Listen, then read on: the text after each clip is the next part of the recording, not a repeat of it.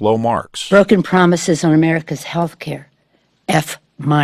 Some centrist lawmakers, meanwhile, say the changes made in the latest proposal don't address concerns. The measure would hurt low-income Americans. Orders for durable goods were up modestly in March. The Commerce Department says durable goods orders rose 0.7% last month. A mixed session on Wall Street today. The Dow up 6 points to close at 20,981. The Nasdaq was up 23 points. You're listening to NPR. Buy it, use it, break it, fix it, trash it, change it, mail, upgrade it, charge it, point it, zoom it, press it, snap it, work it, quick erase it, write it, cut it, paste it, save it, load it, check it, quick rewrite it, plug it, play it, burn it, rip it, drag it, drop it, zip, unzip it, lock it, fill it, call it, find it, view it, code it, jam, unlock it, surf it, scroll it, pause it, click it, cross it, crack it, switch, update it, name it, read it, tune it, print it, scan it, send it, fax, rename it, touch it, bring it, pay it, watch it, turn it, leave it, start, format it, Technologic. Live from studios in Self Hall on the beautiful campus of Jacksonville State University, it's the Hey Techies Show. Now, here are your hosts in chairs that should have been thrown out years ago, Michael, Bruce, and the Guru.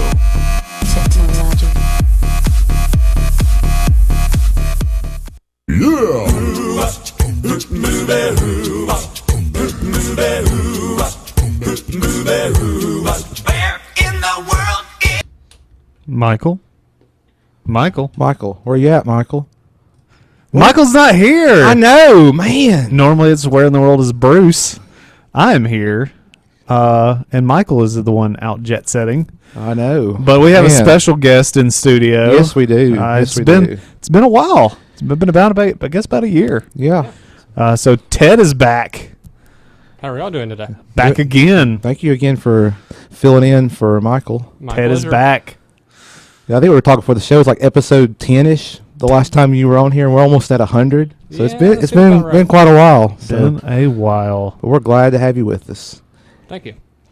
So the first thing we're gonna talk about. So first of all, okay. This is the Hey Techie Show. If you don't know, Hey Techie if you landed on this on the dial, like what is this show? So or landed on YouTube, which you can. That's right. Go to our webpage and all those other social media things. Yeah, but I don't participate. Yeah, the website HeyTechiesShow.com. Yeah, you can also call us 256-782-5600. Oh, look at that! How about that? Long listeners of the show will appreciate that. They will. They will. So I guess secondly, we're going to try to do our best job without Michael here, without our leader, our fearless leader. I know it's going to be tough. Michael, we miss you already. So let's talk Windows. Why don't we talk Windows?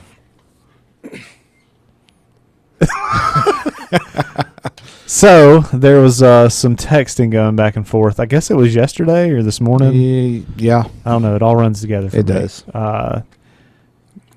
I don't know if it was you or Mikey was saying that in the new Windows update, you cannot create an account without a password. Yeah, Michael shared that with us, and I was like, well, for the average consumer, average user, you want a password on your user account. I mean, that's just good practice. Yeah.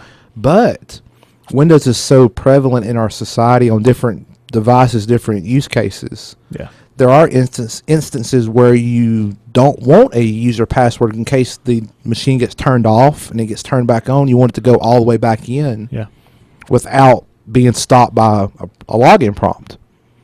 You know what I'm saying there? Yeah, whenever, because I don't know, it was a barrage of messages, and I was doing something else at the time, and the first thing that popped in my mind was like a kiosk, and I assume there's still got to be a kiosk mode. Do you know anything about that, Ted? I don't know anything about the kiosk mode, but I do know. Well, I've heard of a way to bypass the no password. Oh, really? I heard that actually this morning from a coworker.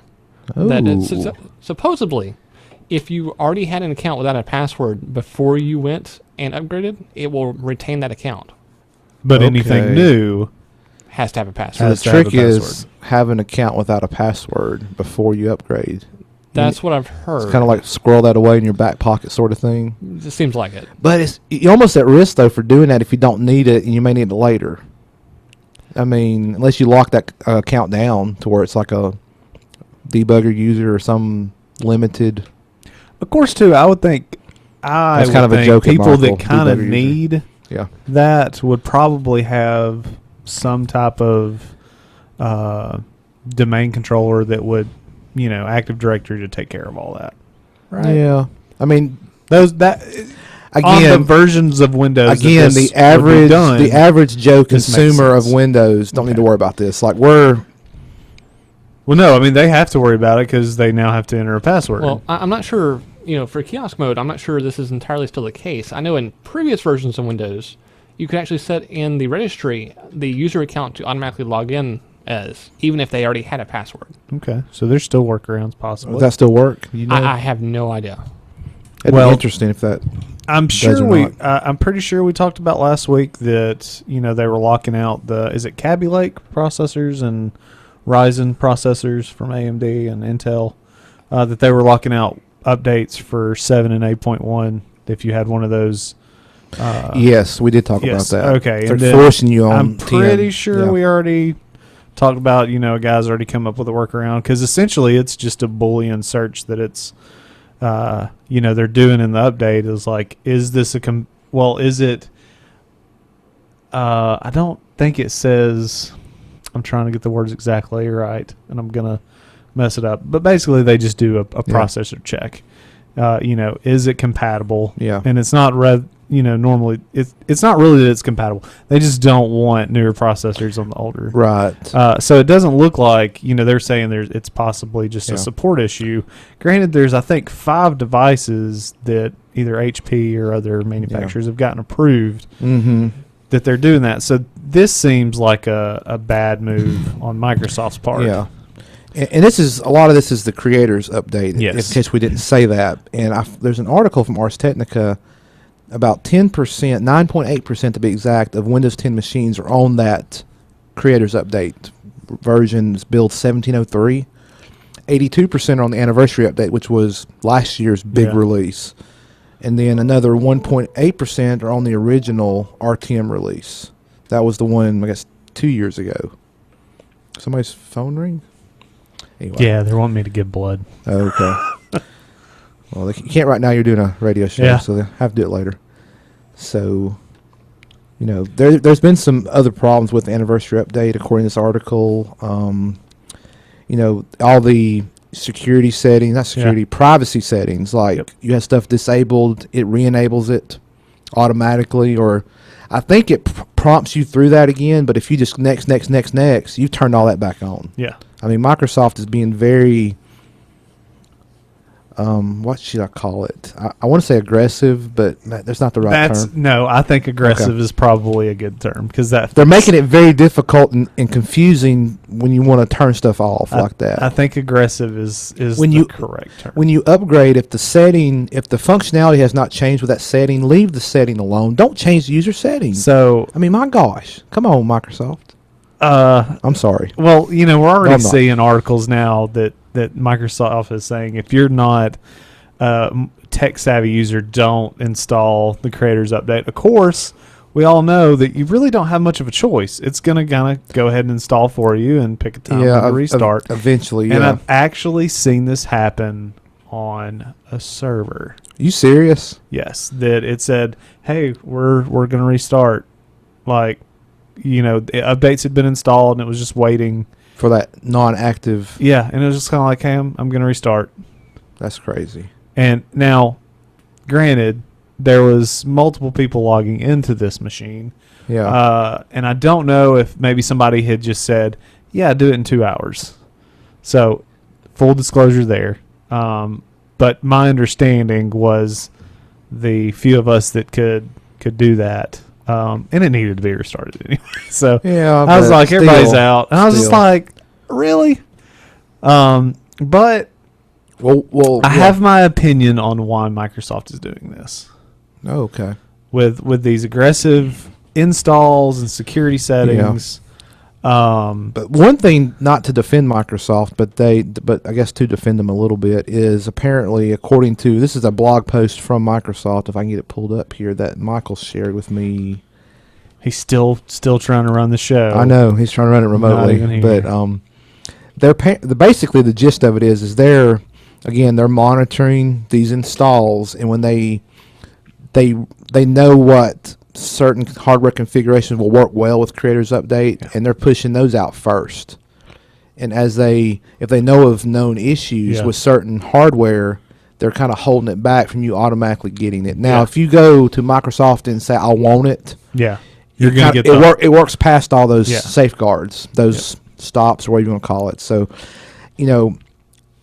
so they're trying, but eventually you will get it, whether you like it or not. And then the whole restart nonsense, I cannot stand that. So this is my opinion. Go ahead. On why I think we may want to wait, and it's about time for a break. Okay, well, so gotta tease the audience. Stay with us. You'll get my opinion on why this is happening. If you want to give your opinion, give us a call 256-782-5600. This is the Hey Techies Show.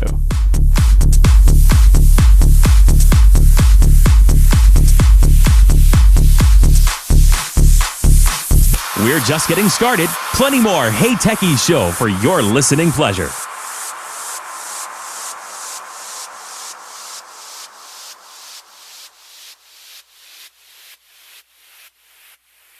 Gamecock Outfitters, located on the square at 109 Ladica Street in Jacksonville, provides customers with outdoor apparel and gear.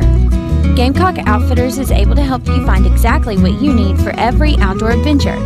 Gamecock Outfitters is open Tuesday through Friday from 10 o'clock to 5:30 and Saturday from 10 o'clock to 5 o'clock. For additional information, contact them at 256-435-2008 or check out their website at GadsdenOutfitters.com.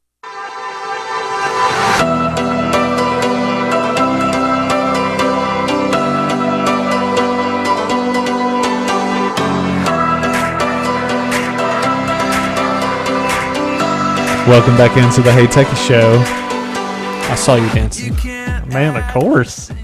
Yeah, if you don't watch us, you're missing out on a treat. You're missing out. I do think we need some camera upgrades. We do. And, some light upgrades. I really miss the three guys talking sports because they were the ones that said we made all the money for the station. But they were the one making all the money. Yeah, because they're gone now, and Michael's not pulling out the Hey Techies credit card. He's not pulling out the Hey Techies credit card. So he won't let us have it. So maybe the university will grace us with some upgrades next, maybe over the summer. Maybe, who knows? Never know. So, of course, you can call into this show 256-782-5600. Right now, we're talking Windows. Give your opinion on that. But if you want to call about anything else. We've taken stuff that's not tech related, and we figure a tech spin on it. Absolutely. Feel free to call. So, before we were talking about all the updates that Windows is doing and all the aggressive tactics they're taking about turning security settings back on, even after you've opted out, I guess is the way to put it. So, of course, I don't agree with, especially like the telemetric stuff that. They're collecting your data. I don't agree with them turning that back on. Really, I don't agree with them turning anything back on.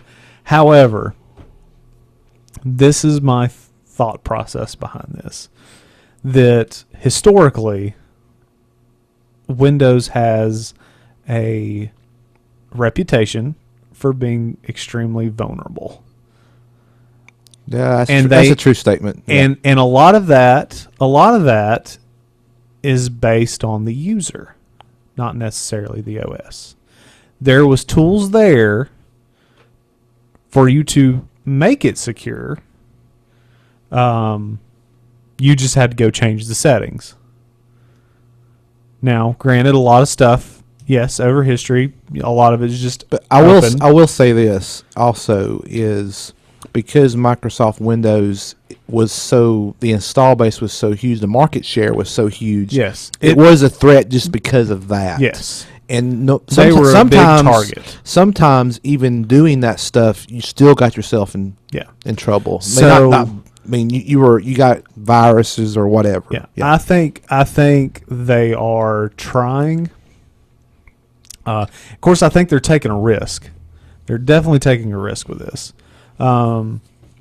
They're trying to create a more secure OS by forcing things that they feel are best practices.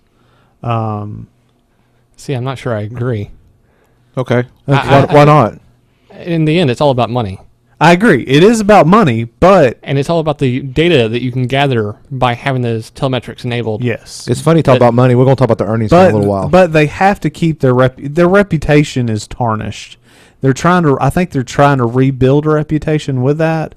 But with that comes the risk of what they're doing is being annoying and not allowing the customer to do whatever they wanted. Where So you're saying they're taking a more Apple-centric approach to it. exactly. Yeah. Exactly. I I can feel see like that. they are doing that. Of course, they've just rolled out, I think it's with Microsoft accounts. They're calling it two-factor authentication. I don't know if I necessarily agree, but you can put an app on your phone. Say you go to log into your, and I'm sure Android Wear is going to be calling in and telling us, no, this is how it works. Because I have not read anything on it. It's just all been stuff I've heard. To be fair, you basically go in, you put in your username, and then you get a message on your phone saying, are you trying to log in? You click yes, and you're logged in. Where Google has a similar thing that's two-factor. You would still put in your username and password. And if it's from a device that you haven't logged in before or you haven't trusted, and you've foregone the two-factor code, you can actually get an alert on your phone and say, hey, are you trying to log in? But still, you're required a password, whereas with the Microsoft, they've gotten rid of the password. You log in once, and then from then on, your second factor is whatever your phone is. And I to me, that's still one factor. So I think there's some It is because mislabeling going on there. Subsequent logins, you just have you're only having one thing. Yeah, Because it's no longer something you have and something you know. It's just something you have. Yeah, it's just something. Yeah, something. That's not you have. two-factor. No, it's two-factor one time. I guess when you set it up. And two-factor And one. I don't know if you can call it really two-factor one time. Yeah. It's like, well, I just stole his phone. I now have his ability to log into his Microsoft So account. and that's where I don't Yeah. know if this app requires that you have certain security settings on your phone. Which, might I add, that app is not available on Windows phones. This prompted that is so funny. Yeah, It's this not even on prompted devices. this I think was actually one of the things that prompted our Microsoft worshiper Android Don't get him Wear started. To swap. He said, "I'm done." He said, Wow. I will swap." I want to get him on the show. I want to get the breakdown of why he made that switch to Android. And he I don't know if he's happy. Well, that's not- part of it. Yeah. We got to get him on here next couple of weeks. I know he loves the Windows Live tiles. To me, that's just way too busy for a phone. Yeah. The first time I saw, I was like, really? It's not efficient to me. It is not. But to each his own. Yeah. I'm not going to yuck his yum. Yuck his yum. Yeah. I can't say I've ever heard that. Well, I can't say that I invented that, and I can't say the show that I heard it from invented that. They actually got it from one of their listeners, which was like a 4th grade kid. And I was like, that's a really good saying. That may be a show title. Don't yuck somebody's yum. But anyways, I like that. Go ahead. But go ahead. So that's my thinking behind this. What Windows is trying, or Microsoft is trying to do with Windows, is to build a new reputation, set a new expectation, do things that others have done and gotten away with. I guess that's a way of looking at it. They've done it and gotten away with You're it. right. Because that was the standard for that platform, where it's been the opposite for Windows. And we're going to make as much money as we can. Yeah. Selling your data. Yeah, of course. But I think, man, this is a big risk they're taking.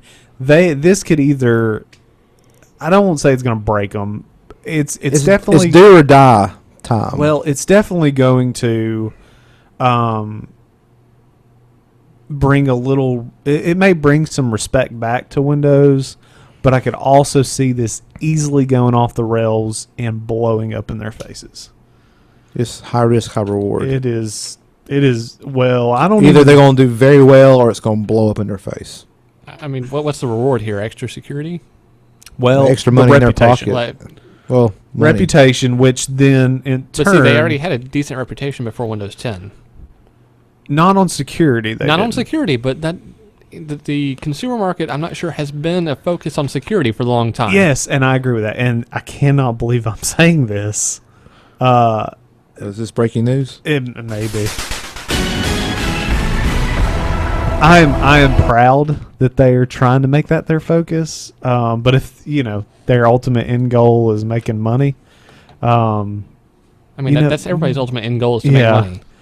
Well, it shouldn't be all the time, but yes, I think they should create a secure product. But people, that's not the way companies get a product to market. So just my opinion. But I won't say I applaud Microsoft for taking. I think they could do this differently. Mm-hmm. How? I don't know if I have the answer. I've just created this opinion of. I think they're doing this to rebuild a reputation so they can say we are at least more secure than what we used to be, because we're taking control away from the user. We're not allowing the user to mess so much stuff up. Yeah. But with that, I'm curious to see over the next few iterations how similar this starts to look to, what used to be Mac OS. I guess Chrome too now. The Chrome OS. Yeah. Which I think they're gunning for Chrome OS. I think they're going to start doing some Chromebook type Windows Chrome-esque books. Yeah. A very minimal. I mean, they already tried that with the minimal OS. What was it? The hardware. Surface, not the Pro Series, just the regular Surface. Yes, running ARM architecture. Oh, that was the old one. That was like the first Surface. RT, I think. So I think Surface RT, it's going to be kind of the same.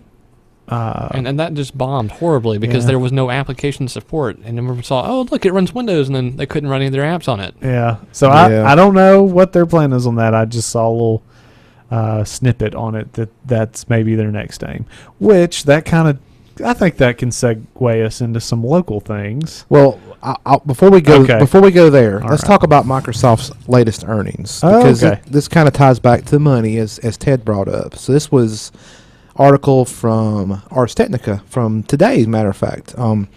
So the third quarter of 2017 financial year. So I guess that just recently ended, because fiscal years and calendar years sometimes don't line up exactly. Sure. But Microsoft posted revenue of $22.1 billion with a B dollars, up 8% year over year, with an operating income of $5.6 billion, up 6% from a year ago, net income of $5.7 billion, up 28%, and earnings per share of 61 cents per share, an increase of 30% over the same quarter a year ago. Does it tell where Yeah. It goes into some other stuff here. And it talks about they recognize the Windows 10 revenue up front instead of over time because of exchange rates. We won't get into all that nitty-gritty. That's just more the Wall Street guys. I don't know what kind of revenue they're getting from Windows 10. That's just like the OEM purchases. They recognize it up front? Yeah, instead of amortizing over time. That sounds like some... Fiddling? Some fishy accounting right there. I guess it's generally accepted accounting principles. But anyway... Sure. This was January 31 through March 31, by the way, was this period. The productivity group, it as a whole, reported revenue of $7.96 billion, up 22%. And that's what, Office 365? That would be that's without LinkedIn's contribution. Commercial Office products and services. Got that on LinkedIn. Yeah, I didn't realize that either. I forgot about it. But commercial Office products and services revenue was up 7%. Office 365 revenue was up 45%. And a number of commercial Office 365 seats grew by 35%. There's over 100 million Office 365 users. 100 million monthly active users. Commercial non-cloud Office revenue up. Anyway, on the consumer side, overall Office and Office 365 is up 15% with 26.2 million Office 365 subscribers. That's a large number. I can understand why. Yeah, I mean... You already have all these corporations that They have Office. Yeah, and they may have in the past had their own Exchange servers and their own SharePoint servers on site, and they bought licenses for Office for their workstations, and now they're like, we're going to the cloud. We're done. Because that takes Or we're moving all that to the cloud. If they're security conscious, a good mesh of both. Yeah. And I'm kind of curious. I'd like to see with that how many people are swapping to Skype for Business and leaving your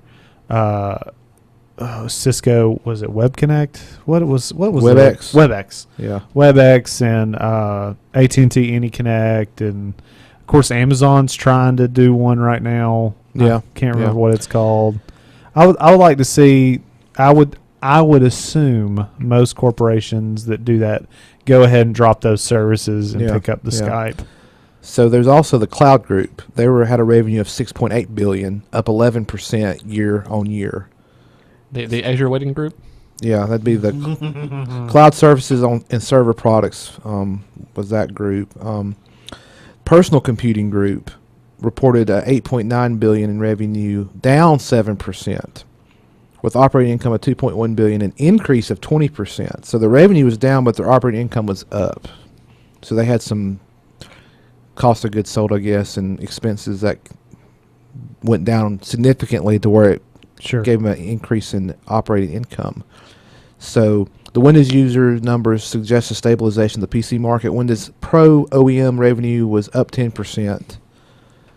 Let's see here. I'll say this, but here, since you just mentioned Pro, that also includes Xbox Live monthly active users were up 13%. That's in that group too. If you were buying a computer, do not buy the home version. No. Buy Pro. Buy Pro. Well, pay. Even Pro doesn't let you have all the extra customization now. You have to buy Enterprise. Sure, and then you're probably not going to get that. But I think the average home user don't need home. They need at least Pro at minimum. Now, if you like to tweak stuff and you're a very power user, you're a techie, you may need the enterprise version. But here's where it starts. They taking on the chin. So all that was up. Now the hardware story. Phone revenue was down $0.7 billion, $700 million. Okay.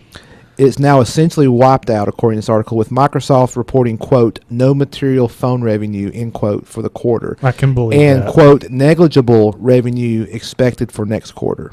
I can believe that. Surface revenue is also down, wow. falling 26% due to an increased competition in what Microsoft called, quote, product end of life cycle dynamics, end quote. Okay. The 10Q document spells it out more clearly. Fewer Surface devices were sold. Yeah. So they're having more competition with that Surface line, and this article also goes on to suggest that there's a that the Surface line's kind of long in the tooth and it's due for a refresh. That's probably attributing to some of that decline in sales. They do have an event next week in New York City, but they are promoting as education focused, so I don't think there's any expectation of new hardware coming from it, but you never know if they pull some trick. But I agree, I think they need to refresh because the Surface Book and the Surface Pro I think are very good devices. Yeah. But they've got to keep up with the changes and the new processors, and otherwise the companies like Dell and HP that have been building hardware for years are going to just take their lunch and go on. Well, I've got one that, and I just sent you a link for it. Okay. One that is very interesting that you mentioned those that have been doing it for years, are going to catch up. But Porsche designed a book as an alternative to the Surface Book. Oh, really? And Porsche. Yes, and as in the car. The car. And it's got a video in here I'm looking at. Porsche design. It looks like it's got a Porsche price tag. The design that they came out with is, I think, the design that consumers that complain about the shell not closing flat, the design they wanted. And it is beautiful. There's a guy on here talking about it. I mean, I would love to hold one. Like a Johnny Ive designed. If you want to send us one, we'll definitely try it out. Oh, absolutely. Lays completely flat. Yep. I got a video of it. Looks like it's got a double hinge design. Yeah, when you close it, it's yes. So the design that it looks like you can flip it all the way around too. Yeah, you can do. So it's kind of like the hinge works much like the Lenovo Yoga, Yeah. where it allows you to push the display back all the way around, which to me is just that is right. It's convenient. I have been places where I wanted to turn mine around, and it's kind of clunky. I still think what Can they you turn that one all the way around? well, the no, I Surface Book? gotta Detach it. turn it, then fold it, and that's what I'm saying. It's kind of, I It's like, think. hang on a minute. Hang on. Let me for look. what they designed was definitely game changing, I guess. This is still a well It designed. reminds me of some of the Yoga and Dell, some of the Dell 2-in-1s, but it's a lot thinner. Yes. And it detaches too. Yes. Oh my goodness! I just saw it on the video. So Sorry. that's the thing. So it does. It's like the Yoga and the 2-in-1s that Dell have created, but you can still detach the screen. and it's big. Dang, completely. that is something else, man. So I mean, it is very similar to the Surface Book design, except for the hinge. So They created a better 13-inch QHD display. Yeah. Intel's latest 7th generation Core i7, 16 gigs of RAM, a 512 SSD. So it's going to be. It says available in April, but now it is almost May, but priced at $2,495. Which, how much is a Surface Book equivalent of that? You're in that price range probably. Yeah. Ted. Oh, I have no idea. I don't know. I have to look real quick. Stall. I'll look. But yeah, the hinge that they created is that's the awesome. difference. That's awesome. So that's what allows it to work the way it works, allow it to close flat, and B, I think probably what Actually, Microsoft it's originally at that wanted. price, it's going to be less than the Surface Book. That's No a way. 512 gig Core i7, 16 gig. Surface Book is $26.99 on Microsoft's website. Yeah, See, I'm people will buy this just because it has Porsche on it. Yeah, but even if it was a little bit more, I mean, because of the design, I mean, but if it comes in at $24.95, I don't know if that's And going to I'm be. assuming this is the car company. I guess I'm just way more old school than that. For the price, I'd rather just have a heavy laptop that has the same performance and, Better performance. yeah. And At I'll that just carry that price. extra 5 pounds or whatever necessary to save me, $1,000.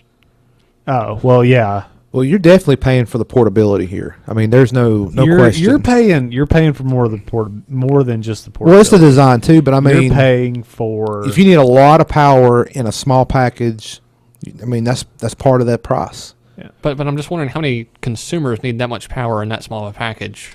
I think it's In a day-to-day it's a activity. small segment, but some people like Bruce said will buy it because of the name. I'm sure. Ooh, it's a Porsche. I gotta have it. But for the day-to-day user, I think there's better- we've said this on the show. I've lost count how many times we've said it. Your average consumer, they just need a web browser nowadays. Now that's the average consumer. Now I don't think none of us in the room are considered average consumers. I'd say probably not, no. Yeah. So, but I will say this: the majority of what I need a computer for, probably, I'd say for me about 70%, I can do this with a web browser. I'd say probably 70% of my daily work could be done on my phone, given enough time.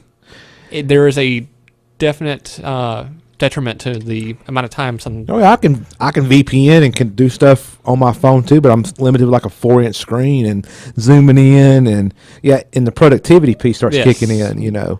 I mean, there's a difference in productivity, but yeah. I'm kind of interested too to see what kind of docking accessories this will use. It has USB-C on it, so Okay, well, I'm not sure if that's how it charges.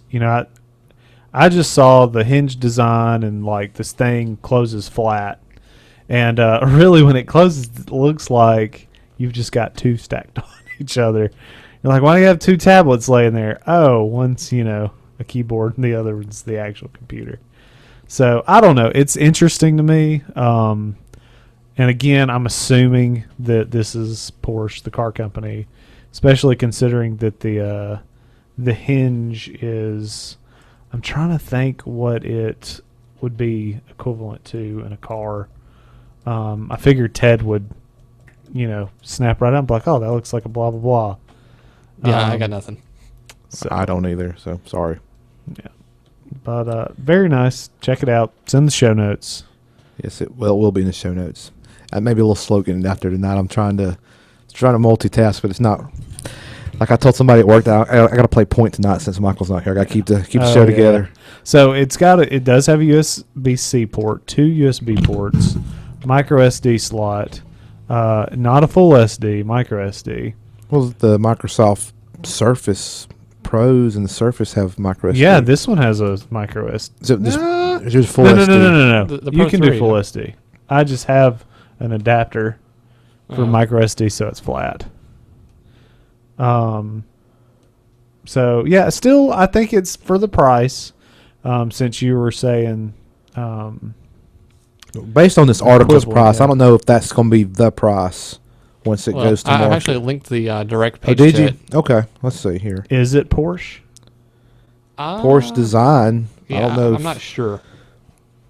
I mean, it's got to be tied to Porsche somehow. They're using that name. Yeah, I mean, that name's trademarked. That, and not only that name, but the text that they have there for the Porsche, they would be getting some cease and desist because that looks very similar to. They don't have pricing on here. Yeah, it's at the very bottom. Oh, is it? Yeah, it's in euros though. Oh, it's in euros. 27.95 euros. That's about. I don't know the conversion rate off the top of my head. Google does. Yeah, what's US dollars on that? It's probably. I think euros is a little more than US, isn't it? Give me just 1 second. It'd be more than US, I think, slightly. It is more than USD. Probably like close to 3,000. I was willing to guess.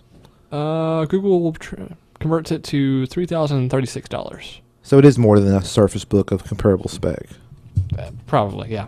Because that was 26, a Surface Book. So you are paying a premium, obviously, for the design and the name. The name's part of it. We'll see. But Porsche Design, if you're listening to the show, and I know you are, just send us one for review. We'd love to test drive it around the block. Absolutely. We'll give it a drive around the block. Heck with that. Send us the car. Yeah, we'll take the car too. Tesla, we'll take the car too. Head-to-head test. Yeah, and we need to see if you can figure out if this is Porsche Design is related to Porsche. Okay, I'll try to figure it out in between everything else. If they are, it's kind of interesting that they have that. But I guess that's where your innovation for the company comes from. So, goes to. So, can we segue into local stuff now? Yes, that's probably going to go into hour 2 because I have a feeling. Yeah, well, we've got about 3 minutes till we need to take a break, but we can get this and we can stop it and we'll get. Okay. Or unless you want to wait till hour 2, we got other stuff we can definitely talk about. Yeah. Well, we've got some local teasers, which even though it's local, wait till hour 2. We'll coming up in hour 2. Yeah. We promise we'll cover it. Just to give you a little tease, it is something that is a local issue, but I think also a nationwide issue. We've discussed it a little bit on the show in the past. We have with some emotion. But definitely level heads. So yes, I will agree with that. Stay tuned for that. And don't forget, you can always give us a call, 256-782-5600, and give us your opinion. Yeah, we'll go ahead on that. Yeah, it won't be after this break. It'll be in hour 2. But we got some more stuff. So don't go anywhere. We'll be back here in a moment. Hey, Techie Show.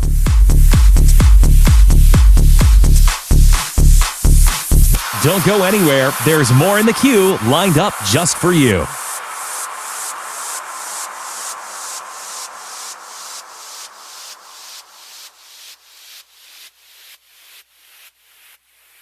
Gamecock Outfitters, located on the square at 109 Ladica Street in Jacksonville, provides customers with outdoor apparel and gear. Gamecock Outfitters is able to help you find exactly what you need for every outdoor adventure.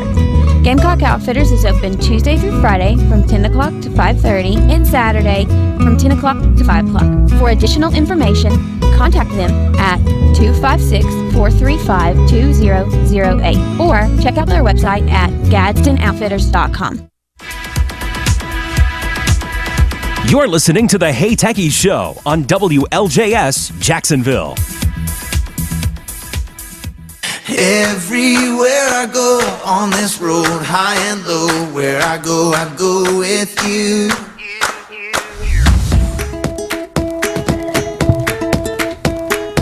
Welcome back into the Hey Techie Show. And again, you missed.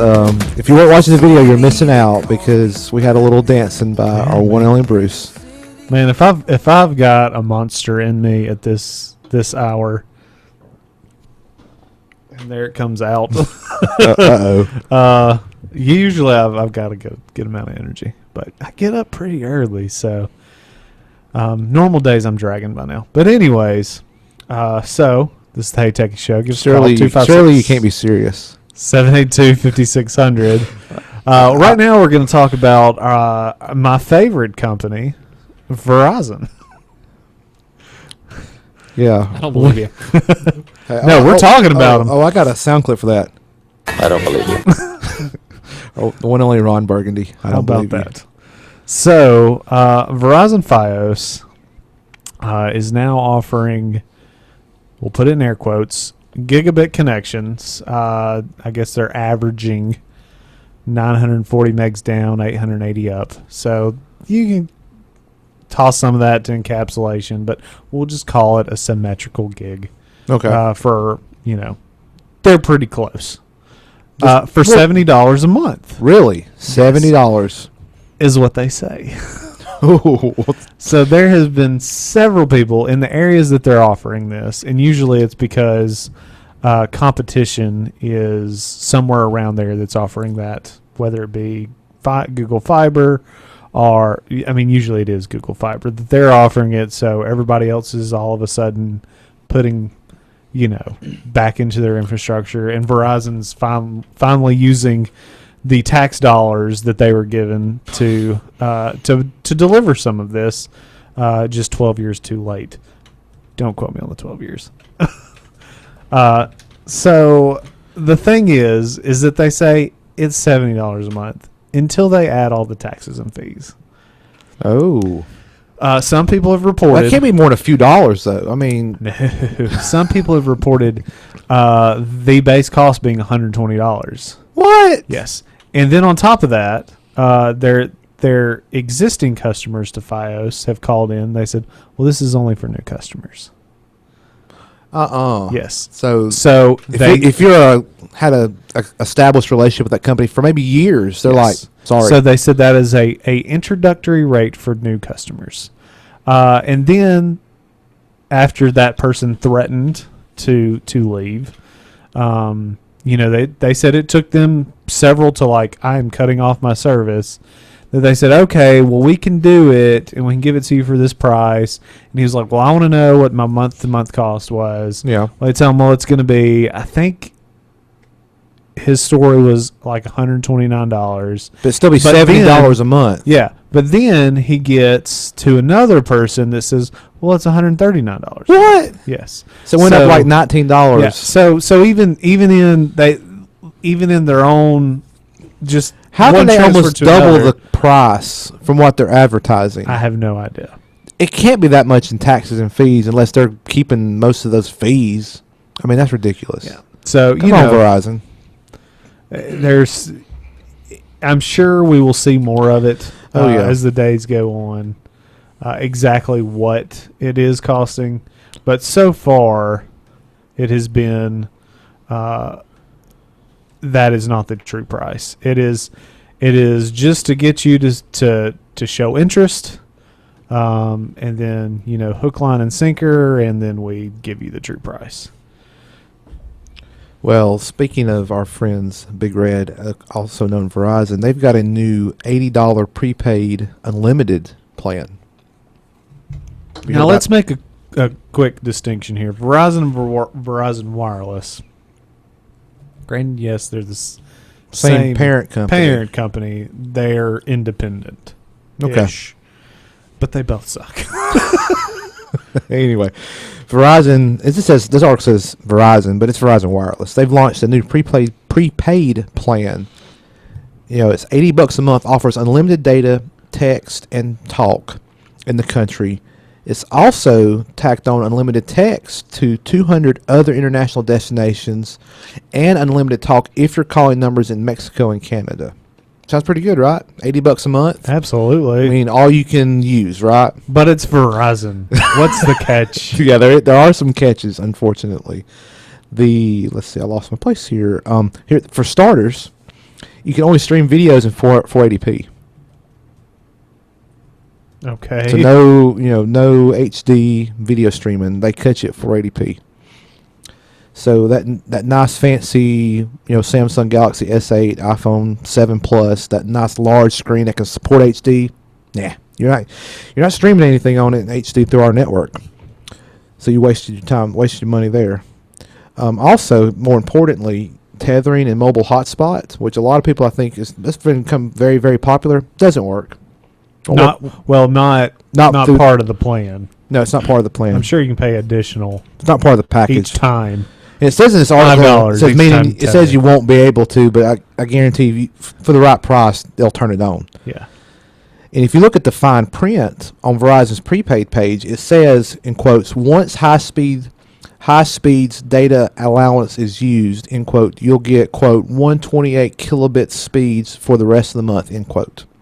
Up to or says once high speed data allowance is used, you'll get 128 kilobits per second speeds for the rest of the month. That's what it says. Now, it doesn't say what that allowance is. Yeah. But the article then goes on. There was an update added. They'd reached out to Verizon, and the Verizon spokesperson said, talking about the cap or the throttling. Yeah. While this applies to our 2, 5, and 10 gig prepaid plan, it does not apply to our unlimited prepaid plan.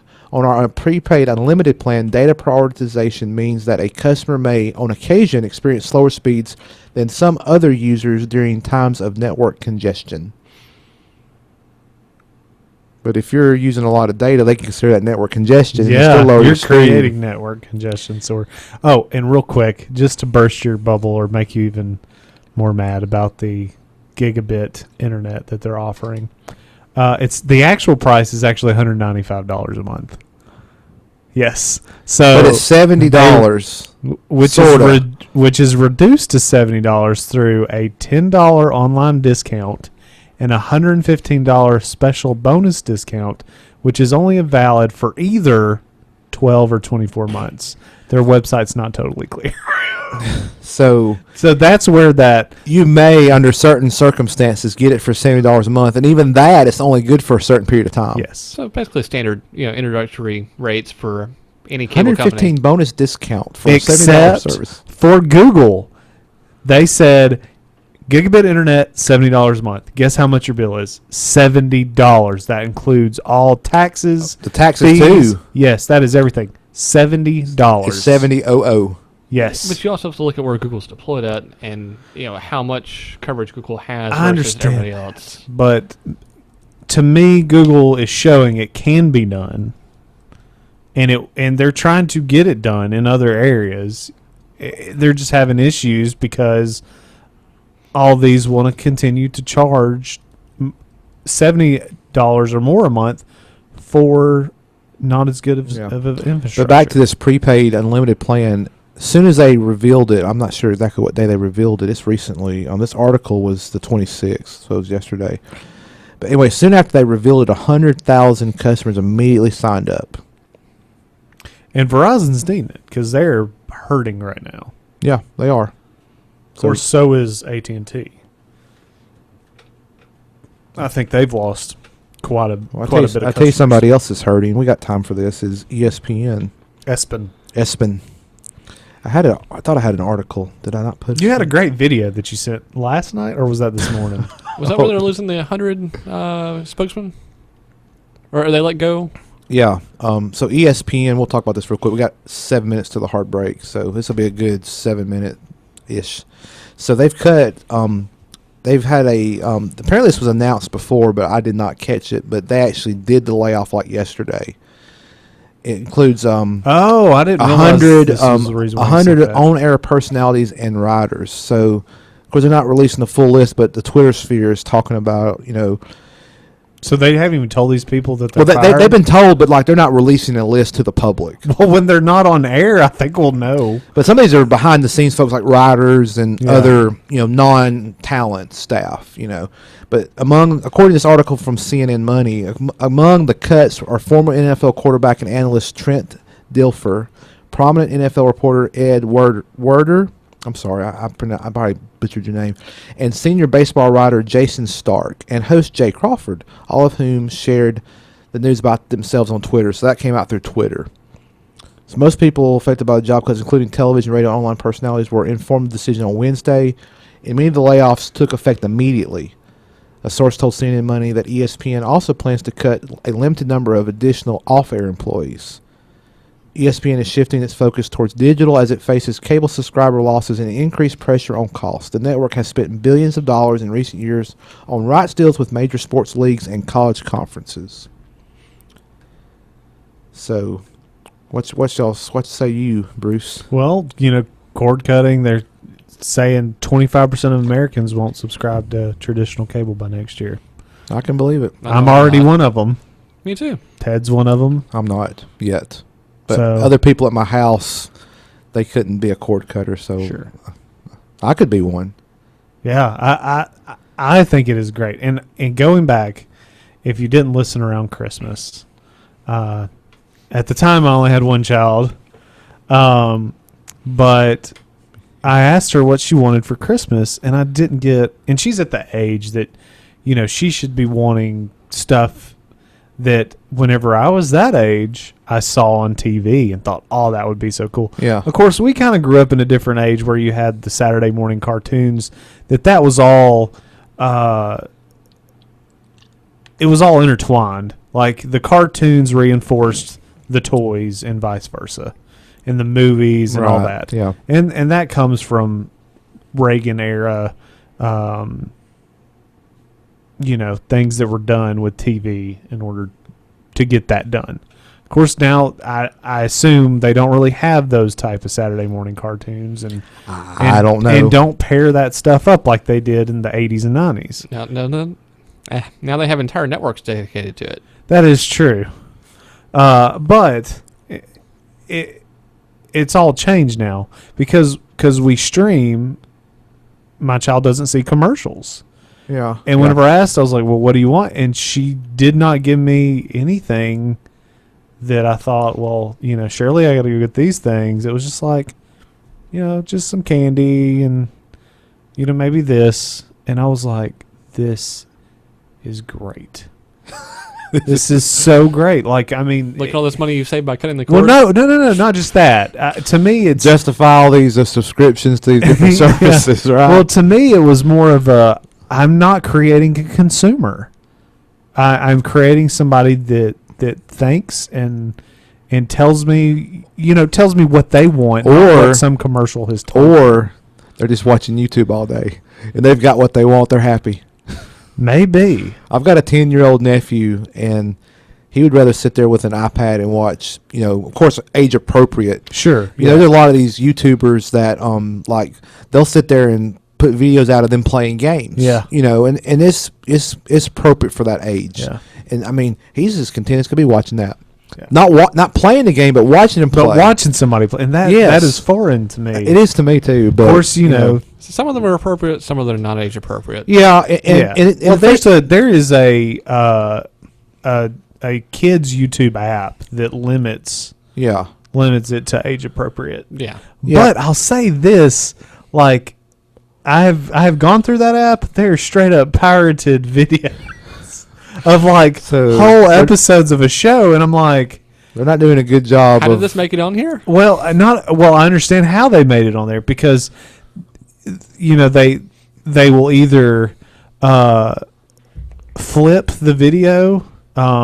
What's the word I'm thinking? Like mirror it to where. They can't pick up with their algorithms. Yes, Yeah. or either that, or they'll change the sizing of it so your bug that's usually in the lower right hand corner is It's not on the not. screen. Yes. Don't forget they also have to change the audio a little bit. Yeah, sometimes they'll change the audio a little bit. Because they'll pick up on the audio too. Yep. So there's ways of getting around it. There are.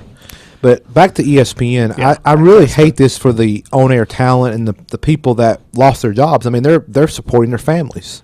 Oh yeah, I definitely hate it. But it's just the sign of the times, and that's kind of a cliche statement. But as people leave traditional like cable, satellite consuming of media, and they've over time have increased cost, and then in turn the cost to get that service has gone up. Yeah, this a la carte model is happening through streaming. Yep.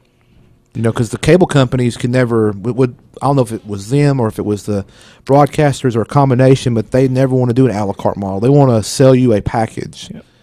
Yep. But with this a la carte model, people that subscribe to 4 and 5 sources, people like if you subscribe to Amazon Prime, Hulu, Netflix, what's another one that I go? Like in HBO, let's say HBO Now or Go, whatever it is. Yeah. So you subscribe to those and you say, okay, but now there's this one show that I can't watch because, some station has done their own thing and I've got to pay to them. They're making it more difficult for you to get that. Either that or they just don't offer it streaming at all. Yeah. That is where piracy is still prevalent. Dan, did you hear that YouTube's actually starting to get into the video business? Yeah, YouTube is, Apple is. Oh yeah, everybody is. Yeah, we may have some rumors about that later. I'm not 100% sure, but ESPN, do they offer a subscription service online? I think they do. I think you can buy outside if you're a cord cutter. Possibly, either that or they were in talks of doing it. Yeah, I didn't really. But they've just kind of, hate to say it, and Michael made this statement, and they've turned a lot of their what used to be all sports all the time. Yeah, they try to put a political slant on stuff, and sure. I think they've probably alienated some of their they have their base. And on top of that, they've spent big cash on these rights deals with the different professional sports leagues and college conferences, so they can be we're the one stop like the SEC network. That's their baby. Yep. And they've paid a bunch of money to the Southeastern Conference to have exclusivity rights for certain things. So it's expensive. Well, stay with us for our number dose. Sorry about that kind of brief cutoff. I'm trying to multitask here, but don't go anywhere. We'll be back here after the news.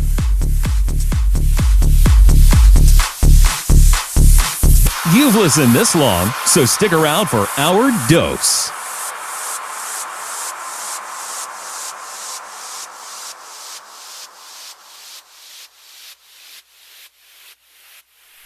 Live from NPR News in Washington, I'm Jack Speer.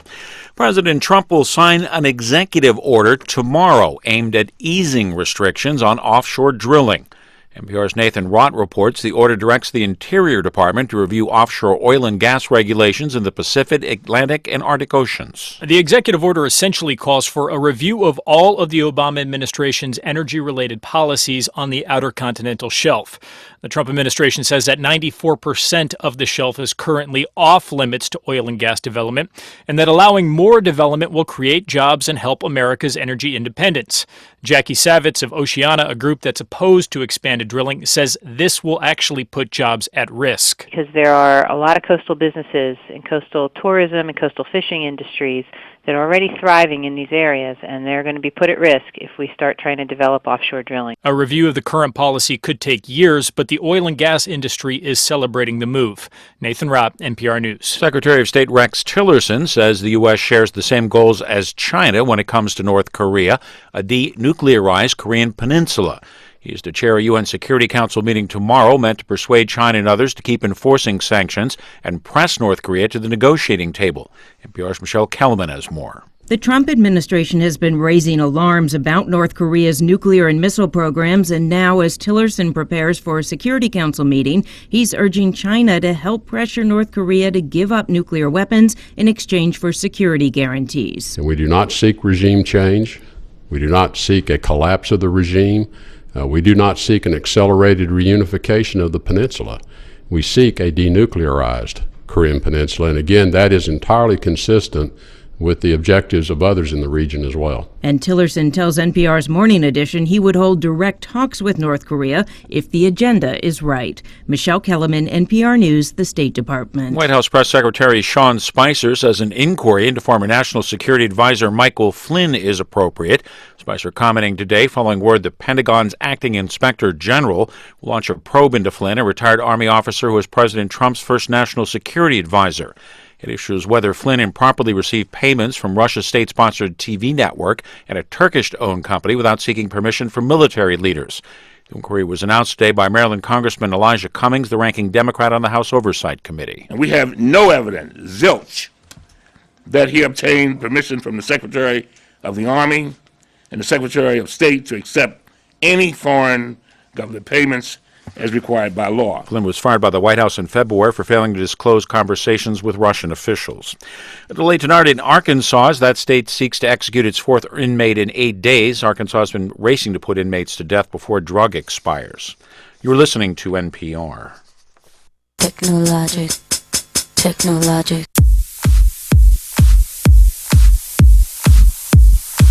Hey, Techies Show!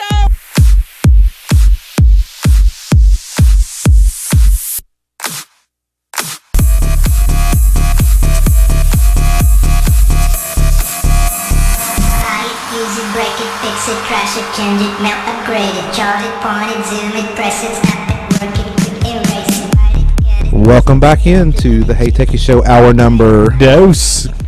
Give us a call, 256-782-5600. We're about to get on some local news that we had teased, and I can't wait to talk about. Of course, I haven't watched the video that Michael sent. I haven't either, but there is an article. Oh, man, I was really hoping you did. I didn't. I'm relying on this. I didn't have time to watch the whole thing. It was well over an hour.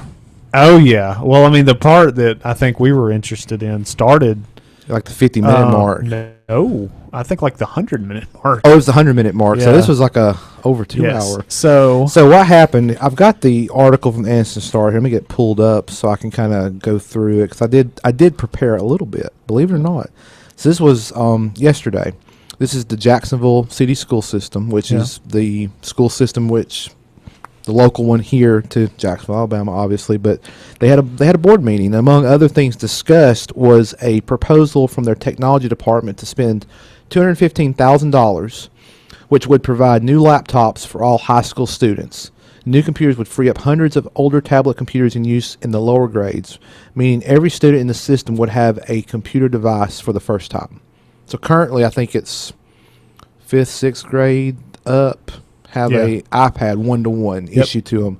This $215,000 would purchase devices. We'll get to the device here in a minute, but it would for the high school, which they could shift those other devices down lower to where every student in the system would have a device that would be issued to that student for the school year.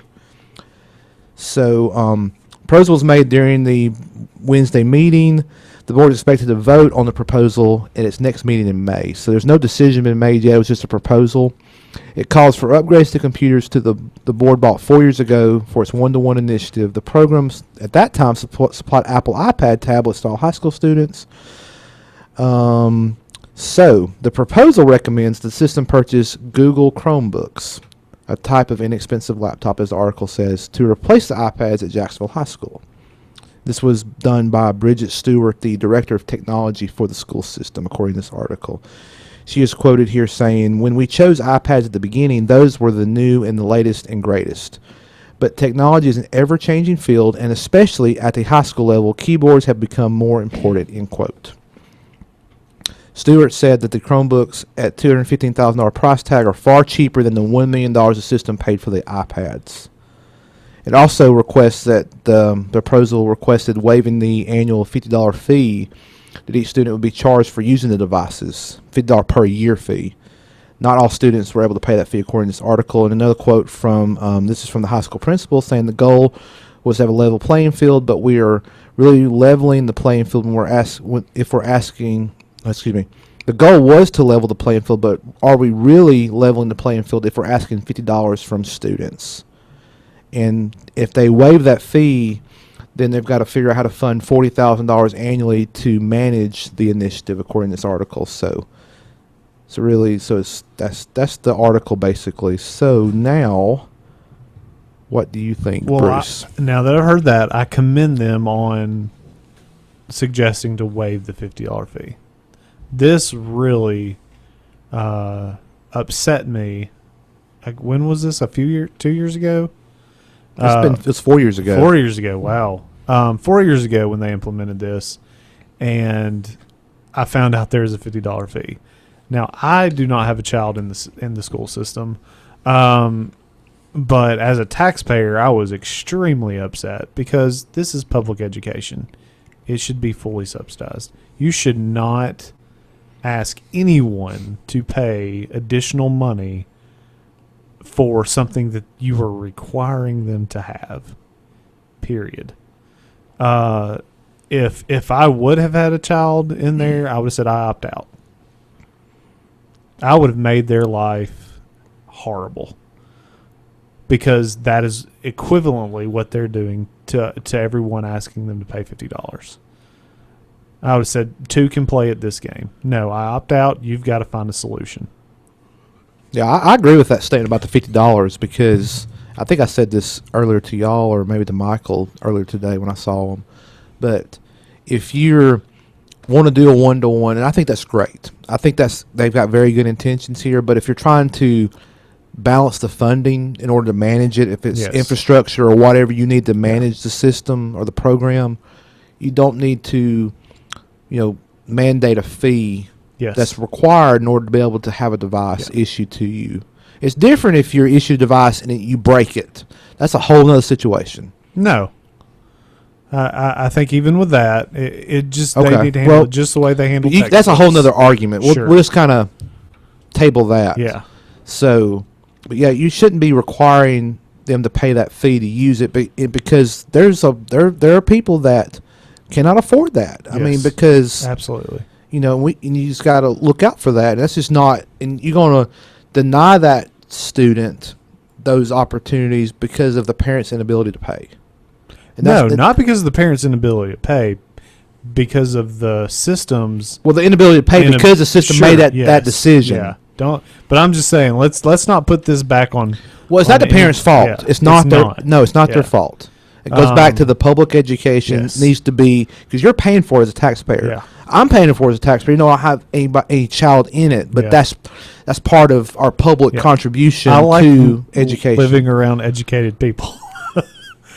Yes. Yeah. So it's good for everybody. Tax dollars for education, absolutely. Absolutely. But I know the people that are there now were not there then necessarily. That's true. But they were told from the get-go by non-educational people and non-marketing people, not people that had a stake, of selling that product. iPads were consuming devices. They were not creation devices.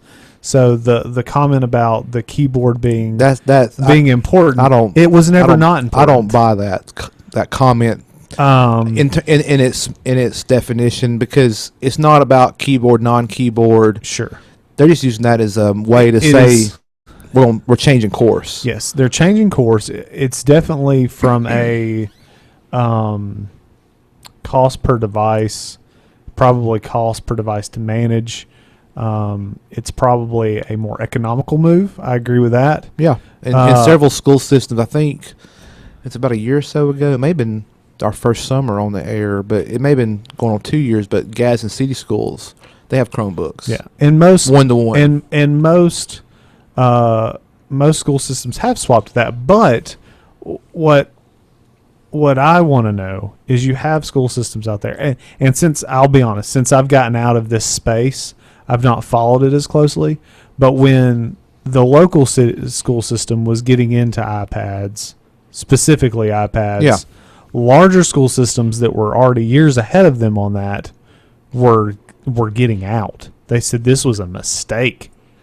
And they were going to either Chromebook, or if they had the means, some of them went to MacBooks. Yeah. Well, yeah. But they had the means to pay for them. But it's a full-blown computing device. But what I want to know is, where are those that have swapped, are they now getting out? And that's kind of where I go back to, Windows is trying to get into a Chromebook version. Yeah, because in a couple years, is that what we're going to be swapping to? And this is technology. It's only ever changing. And to me, the whole end goal of this, of course, again, the people that I've spoke to don't speak for all educators. But the only answer I could get when I would ask, well, what's the point of this, was to put technology in someone's hand. Because technology is everywhere. But it's never about the technology. It's about the lesson plan and how you utilize that technology to exactly you got it. give information to the exactly. student. And I would much rather 4 years ago that $1 million be spent on training staff and laying a plan rather than saying, this is something we've got to do because this is what it's on the list. We got to use technology in the classroom. Okay. Well, I've been on the receiving end of having technology in the classroom. Yes. A high school year, they removed our physics teacher and replaced it with a lab where we did our entirety of our assignments online. And they would not let her teach the class. They made her sit in the class and watch us do the lesson plans online. That person was a facilitator, basically. Yes, she was basically a babysitter for us to do our physics stuff. And you were just be honest, you were part of an experiment. Yes. Which is from a scientific standpoint is necessary. It was a pilot group. It was a pilot group. And the pilot group it was not a worthwhile experience. Yeah. From it a failed. student It standpoint. failed you. Yes, that's what it seemed like to me. Yeah. That there was no interaction with a person. There was no, here's what you're actually learning. It was put numbers in, get numbers out. Yeah. You get next. Yeah. Here's your cookie. and here's the thing. And along those same lines with Ted, when you get to a certain level, especially at the collegiate level, it's more about learning instead of teaching. But you can't just make that jump and just flip the switch on high school students, secondary education. That's a whole different game. But back to the technology piece. They're like, oh, we got to use technology. And they didn't have the adequate training. Yes. So these teachers, and I'm not blaming the teachers at all because they got to be trained. Yeah. But they're like, how can we use technology? I got this iPad.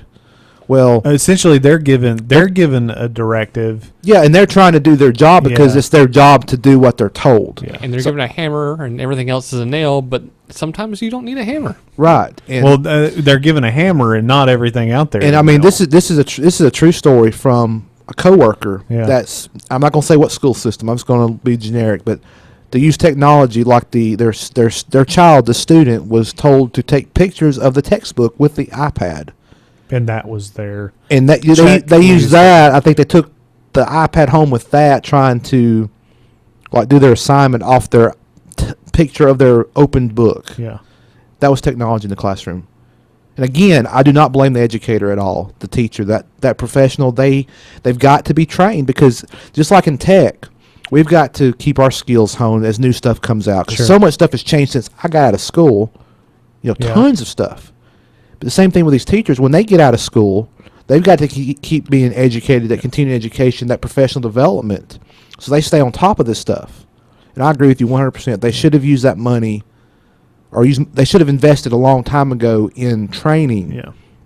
And I think some of their ultimate goal of this is they're wanting to enable students to think critically. But how can they say that when they didn't think critically about their plan? That's true. That's absolutely right. Because they didn't weigh pros and cons. I don't know what their idea behind this was.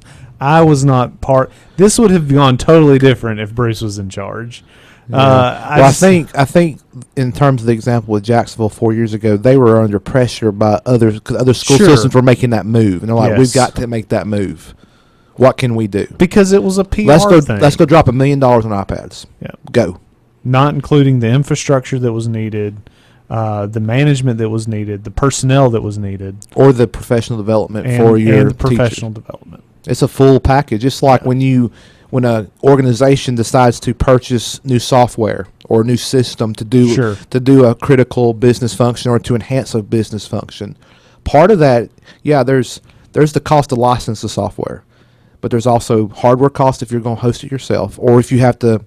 There may be subscription fees if it's cloud hosted, but part of it's training. Yep. and that professional services piece that those companies offer to get you up and running and using it to its full advantage. Yeah. You can't just say, "Oh, we're going to buy software, sign the We've check. got this tool. Here it is. Here it is. Take off. Yeah. Have fun." Figure out what to do with it. Yeah, you can't do that. You that's just does not make business sense. And you can't expect them to do that. No.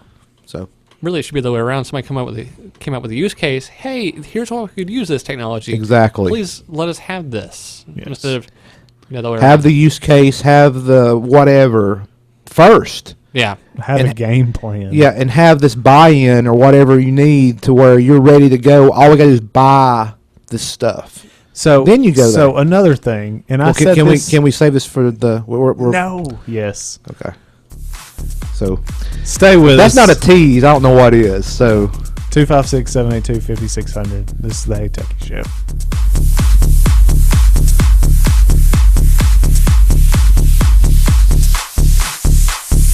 No representation is made that the opinions of hosts here are better than those of the average tech show, but we think so.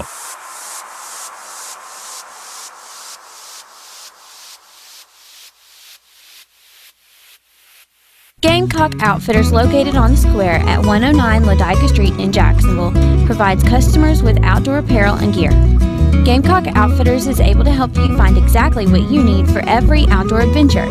Gamecock Outfitters is open Tuesday through Friday from 10 o'clock to 5:30 and Saturday from 10 o'clock to 5 o'clock. For additional information, contact them at 256-435-2008 or check out their website at GadsdenOutfitters.com.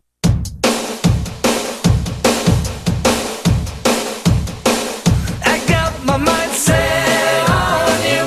I got my mind set on you. I got my mind set on you. Got my mind set. welcome back into the Hey Techie Show. Man, I'm liking this music. You like my playlist tonight? Yeah, man. So, going back to our conversation with this 1-to-1 initiative and all that, it's something I said 4 years ago. Whenever I was closer to this situation, I brought up the fact that these students are going to be taking it home. I remember doing homework growing up. It was later in the evening, and these screens let off light, didn't mess with your circadian rhythm. Plain and simple. Why do you think? Why do you think computer nerds are up till 2 and 3 a.m. because they're sitting in front of a screen. Their brain thinks it's still daylight outside. Yeah. And especially with their pilot group of this, the 5th grade through seniors. Yeah. That is a critical point in their life that they need that sleep. Really, and the fact that they're going down to K through 12 with this is really bothersome to me, because now you are normalizing the opposite of what our bodies are made and built, and what we have evolved into. That you're going to have a 5-year-old that now their parents having a harder time putting them to bed because their brain is still thinking it's daylight outside because they've had to stare at a screen for an hour and a half to do their homework. Whatever the goal is that they're trying to accomplish, I think there's a more creative solution that can still be technology based. You can believe it or not, do technology things on a piece of paper. Or you just give them an e-reader. Sure. And then they have their textbook and an e-reader. That would solve what they are currently doing, which is replacement. They are simply replacing a book with a device. That would be equivalent to what they're doing. But you can work through problems on paper the same way you could work through problems on a computer. One of the first things I had to do in some of my coding classes was write pseudocode, and it wasn't sitting there programming it down. It's like, write down how you would write this. Somebody we work with. Well, I work with. not we, because you don't work with me, but Still kinda. Hey, I'm here.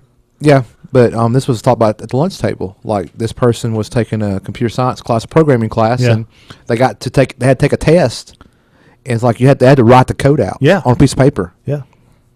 and they didn't like that because beforehand they were having to they were doing it in the compiler, and they could compile it, and it would tell you where your code was wrong. Every single one of my tests that were programming classes were on paper. Oh, they were too with me. Yeah, you were given a problem, write the code. Yep. Whether it was pseudocode or a particular language. Yep. You wrote the code.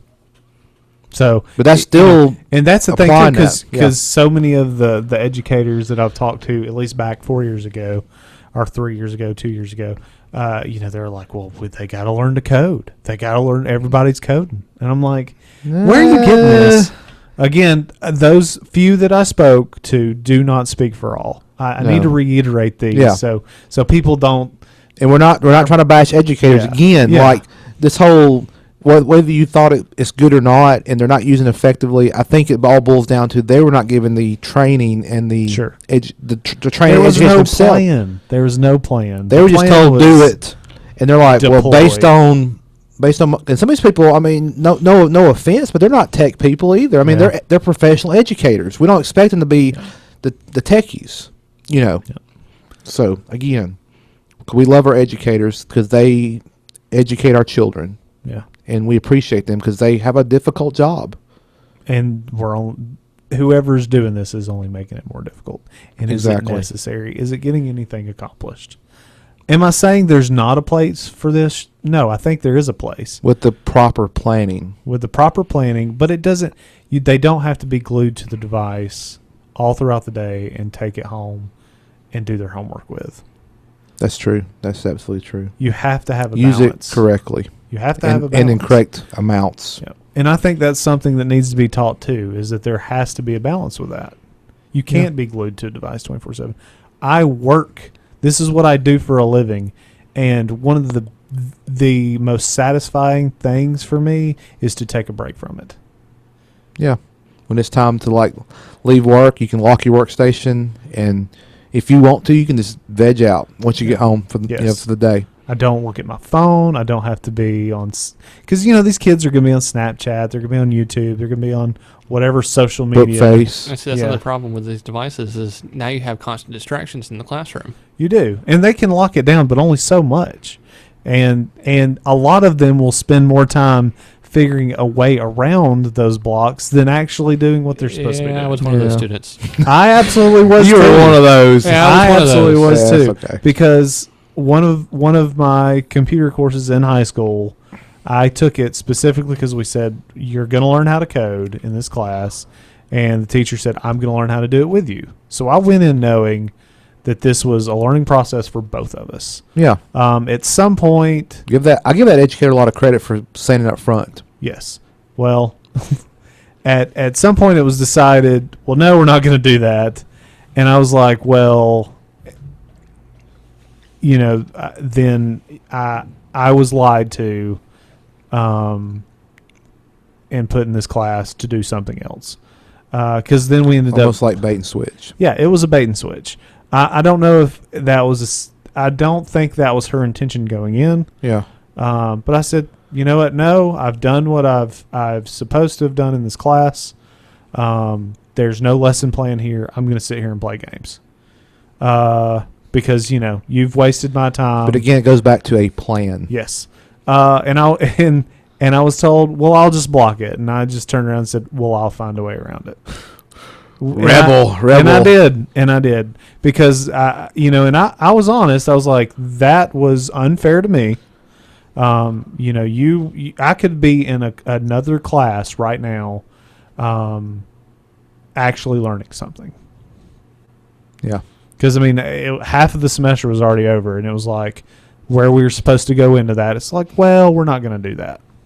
Said, well, we're changing our mind. Sorry. Yeah, and it was what we were doing was not constructive. It's like when the airline, you want to fly to New York, and they're like, oh, well, we changed our mind. We're going to go to Boston instead, or Chicago. We're going to Chicago. We're going to go totally opposite direction. Like, figure out how to get to New York. Yeah. Have a nice day. And, so it's just like, if you're not going to offer anything, it's a two-way street. It is. Because I took that course. Again, I don't know the other side of the story. Yeah. And again, it goes back to what Ted said too about the experiment, which I mean, you have to test stuff at some point, but who suffered in the end? The student. I feel like that should be left to specialized schools. It should be, or an opt-in thing where up front. Yep.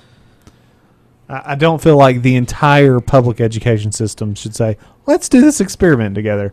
No, have some, whether they be some satellite schools or specialized, whether it be an enrichment program,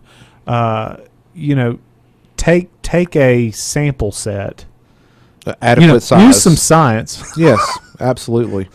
Not just say, we're going to do the entire populace and just roll with it. I think because I guarantee, it sounds like a good idea. Let's just go with it. Because I guarantee you they're not documenting this. I guarantee you.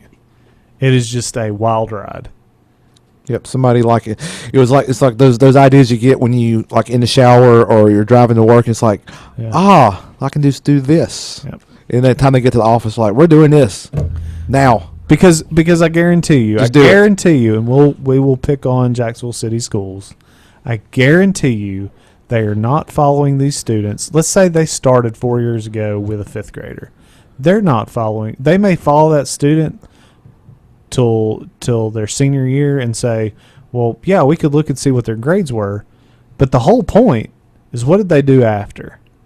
Because their whole point with your primary education, your K-12, is to get them ready either to go to the next level in their education, whether it's college or a four-year school or community college or a trade school, or to go into the workforce. And I guarantee you they're not following. They're especially not following the ones in the workforce. They've got to figure out how to have those touch points after they get out. Yep. So you can see the full picture, because that's the whole point. And say, did we succeed here, or was this a failure? Yeah. And to admit it's a failure, we need to adjust course. If you do that, I am almost okay with this. Almost. Yeah. Ted, your opinion? Oh, I'm not going to sneak in here. No. You're not going to sneak in? No, I'm not going to sneak in here. All right. I'll pass on this one. You're going to pass? Okay. Well, let's not pass on rumors. How about that, shall we? Let's do some rumors.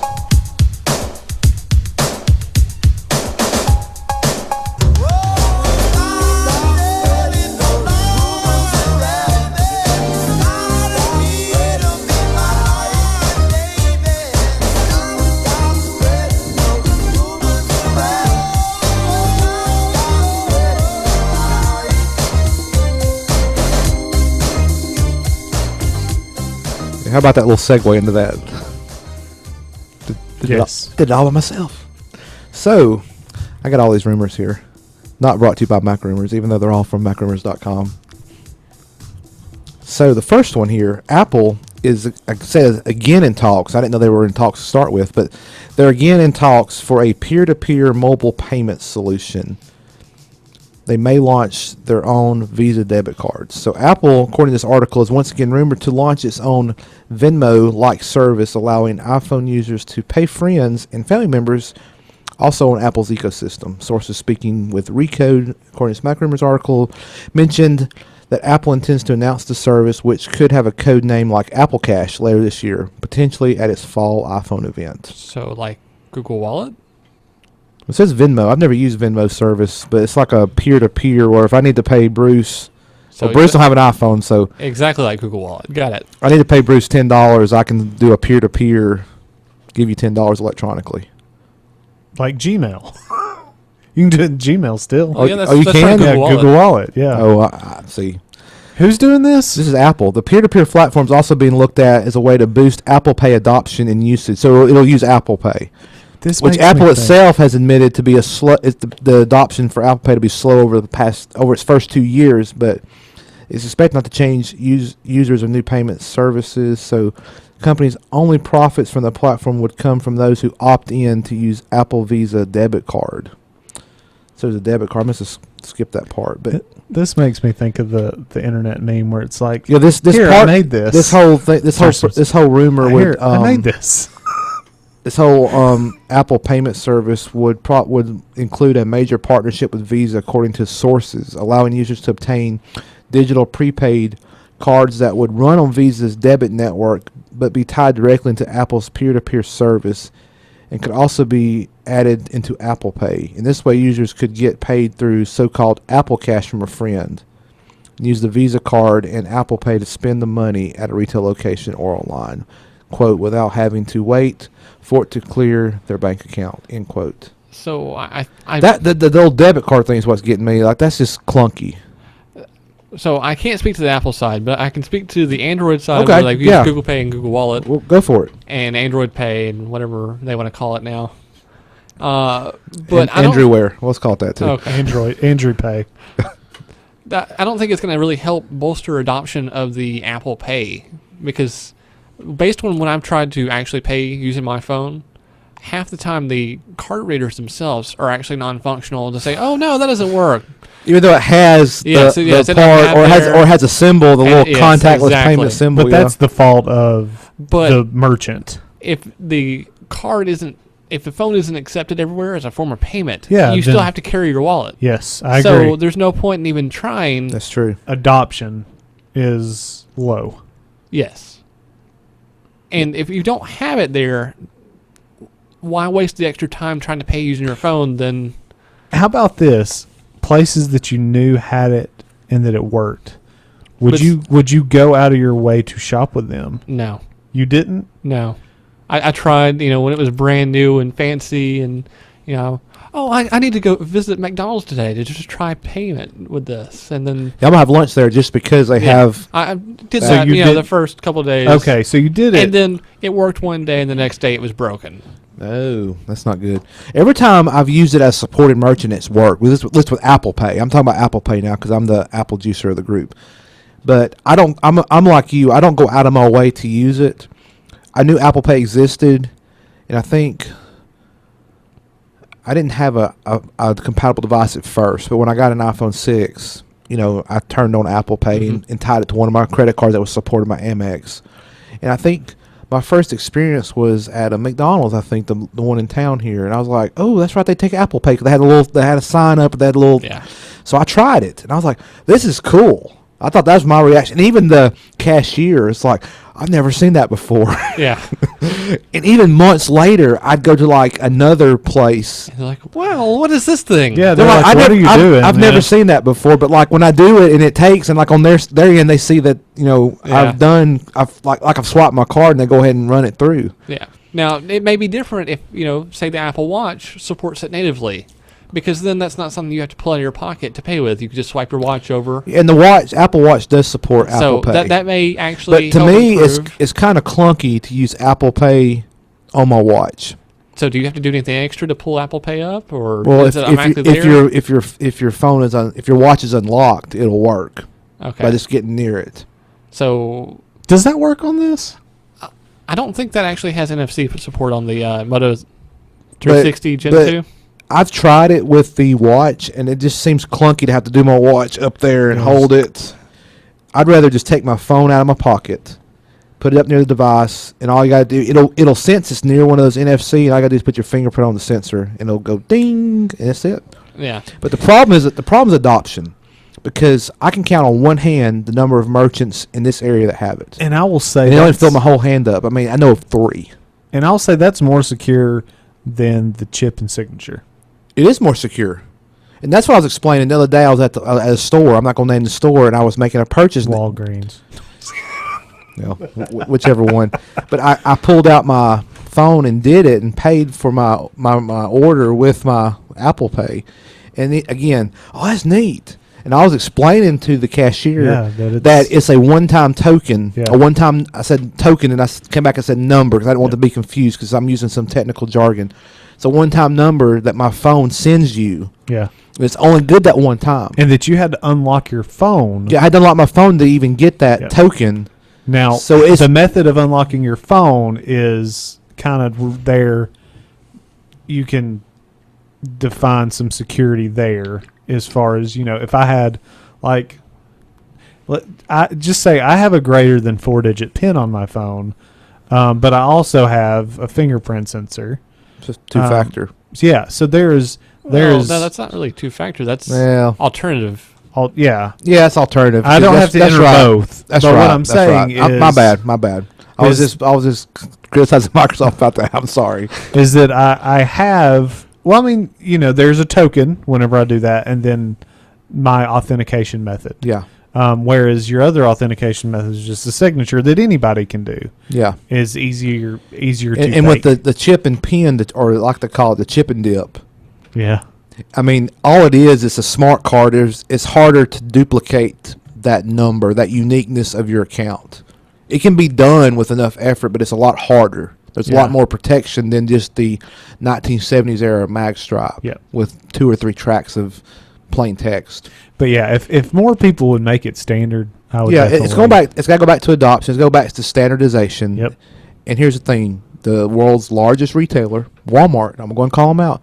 They still are doing their own thing. Shame. They're doing that Walmart. Ding. They're doing Walmart Pay, where you have to use their app and you scan a QR code on the register. And I've tried it once or twice, and I've not been impressed. One time it didn't work at all. Yeah. And the cashier, I don't know what's working, so I just pull out my credit card here. You should have said, "I'm sorry, I don't have another way to pay. I can just take this, right?" So anyway, so that's. I got more rumors than that. So Huawei continues to catch Apple, but still fighting to gain popularity in the U.S. So Huawei, they're the number 3 smartphone maker. They have a 21.7% growth in market share, according to research firm IDC. I can tell you, I'm never buying another Huawei You're device. never buying one? No, I'm not happy with mine. So what do you currently have? A Huawei? I've got the Nexus 6P. Okay. See, I did not have the same problems out of a Nexus 6P as you did. And they're number 3. Samsung number 1. In terms, this is market share. Samsung has 22% market share. Apple number 2 with 14.9%. This was first quarter 17. And Huawei's number 3 with 9.8%. And Oppo, I've never heard of them, 7%. Then Vivo, whatever, is 5.2%. And then others are the rest of the 39.9%. It's not really a rumor, but I thought it was interesting to put it here because it was from MacRumors.com. So my apologies there for that. But here's a true rumor. So there's a Lexus SUV that's being used for Apple self-driving software tests. It was spotted on the road, and it's a white Lexus RX 450h SUV. There's a picture here in this article. We'll link it in the show notes. But it was seen leaving an Apple building, I guess in Cupertino. It doesn't say. But it was captured in a series of photos by an unnamed source who shared the images with Bloomberg. The vehicle is equipped with multiple sensors, cameras, and radar. There's several pictures here. So Apple apparently, there's speculation here, this is Apple's self-driving car test, kind of, with this Lexus SUV. So, they did buy, last year they bought, I mean, I guess they pay a salary, but they hired Bob Mansfield. He's over their car team. He was hired from somewhere, I can't remember, but he's apparently over this project. So I'm wondering what Apple's expected, if they're going to go through with a self-driving car, what's their revenue model for that? How are they going to make money? Is it going to be, hey, buy your Apple-branded car? It's self-driving? Or is it going to be like, well, here is how you can be like a Uber, Apple Uber or something like that? If they make it on services or a combination. Yeah. Apple's traditionally a hardware company, so they'll mark it up enough to cover their R&D, but they could try to get some services out of it because they've been doing more and more of that. I mean, the App Store and Apple Pay. We just talked about Apple Pay. I mean, they're taking a cut of all these by processing these payments and different things, handling app purchases. So interesting to see, but they're apparently out doing some stuff. So there was a car spotted that's apparently Apple's testing car for self-driving stuff. But I've got 2 more. I think I'm going to cover one of these. Well, yeah, let's talk about one of them. I'll save the other one for next week because the other one can wait. But this was posted again from Mac Rumors. A Chinese tech blog has bucked the iPhone rumor, and what I mean by that is Apple was rumored to have 3 iPhone models in the fall. Yeah. iPhone whatever. A and big one, regular one. Yeah, and the a next cheap iteration, but like a small screen, a larger screen, and then like a even higher end, like an iPad. No, not an iPad, but like how they've got like the Apple Watch edition, the expensive watch. It's like way out there. But apparently this Chinese tech blog is saying that's not right. There's going to be 2 iPhone models in the fall. So they're saying this was MIC Gadget posted a rumor in the early hours of Tuesday citing some of our friends from Foxconn who apparently confirmed that Han Hai had received an order for 2 models corresponding to 2 versions of Apple's radically designed OLED iPhone, the so-called iPhone 8.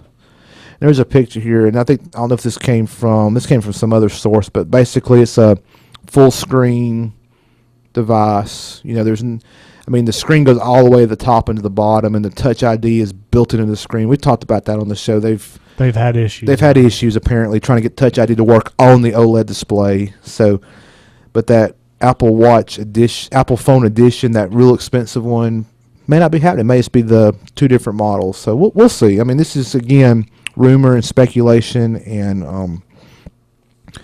all that good stuff. But the original rumor, the rumor trail, it says began all the way back in the March of 2016 when a noted analyst, I think we talked about this on here, they said Apple would launch a 4.7 or 5.5 inch alongside a standout premium OLED model because of highly constraints in the AMOLED technology that I guess they're not going to be able to do that. Full 3 models are going to stick with 2 like they've been doing. So we'll see. I just don't. I was sitting here playing with my phone and thinking, like, what if there was a sensor there? And I don't know if it's because I had the 6P and now the Pixel. That's, of course, whenever I first picked up the 6P, that's just kind of where my finger went. And I was like, oh, that's a good design. I just don't see me holding a phone that way to where, I guess if you're an iPhone user, that's where you go for your sensor. You're holding it wrong. Yeah.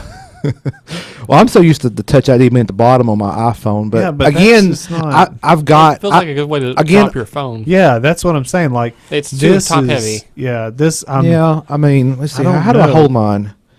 Well, I kind of brace it in the back. See, you still hold your finger back, but see, like I can't. But yeah, but the back on the Android, that's a good spot. Yeah, that is a good spot. They'd have to get rid of that Apple logo. No, they could incorporate it into the Apple logo. They're totally missing out. They are missing out. They need to listen to us. See, listen to Bruce. Come on, Steve Jobs. Well, Steve Jobs has passed away. Yeah. Tim Cook. I'm sorry. I hope he's not listening. I hope Steve Jobs is not listening. Come on, Steve. No, but Tim Cook is listening. So Tim, hey, we got your idea right here. Steve, it's your fault, Steve.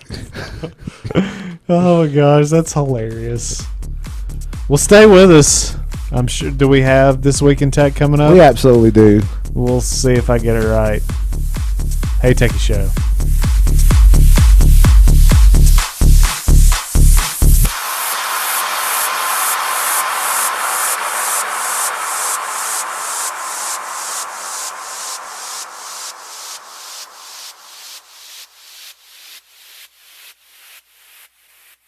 Gamecock Outfitters, located on the square at 109 Ladica Street in Jacksonville, provides customers with outdoor apparel and gear. Gamecock Outfitters is able to help you find exactly what you need for every outdoor adventure. Gamecock Outfitters is open Tuesday through Friday from 10 o'clock to 5:30 and Saturday from 10 o'clock to 5 o'clock. For additional information, contact them at 256-435-2008 or check out their website at GadsdenOutfitters.com. You're listening to the Hey Techies Show on WLJS Jacksonville.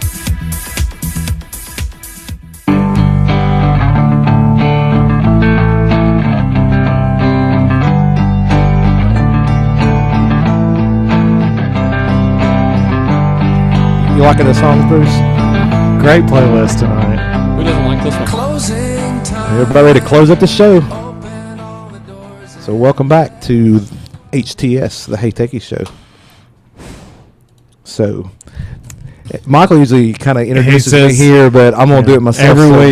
Every week we give the great, wonderful, awesome, super duper, fantastic, whatever synonym he can come up with, guru, We hand the show to him. Hand the show to me, and we tried to stump the great and wonderful Bruce, Professor Password. We called him one time. Professor Password. We used that one time as a show title. Remember? Speaking of which, in the show notes, real quick, I'm going to send you a link to this. Somebody, of course, I think he's going to go through and clean it up, but if you do any password research, there is a great list out there with, I think, over 5 billion actual used passwords. So this guy compiled it from all these leaks and stuff. So don't use these passwords. Well, sure. Use KeyPass. Yeah, use KeyPass. Don't use 1, 2, 3, 4. Or that's actually password. Pretty far up there. So I will give you the link to that. The guy's going to go through and I think get rid of some duplicates because of where there were spaces at the end. Okay. So maybe put a space at the end of your password now, so it won't show up on this list. So yeah, just if you do any of that type of research, this is a good repository. So okay, yeah, we'll definitely put that in the show notes. So back to this week in tech history. So you ready, Bruce? You did good last week. Yeah. And Michael, 2 weeks prior in your absence, really did well. I was very 2 weeks in a row is what I had heard. Yes. I have not got to listen to those shows yet. Yeah, so I'm getting caught up. So here's your date. Here's my date. April 26th, 1986. Ooh, 86.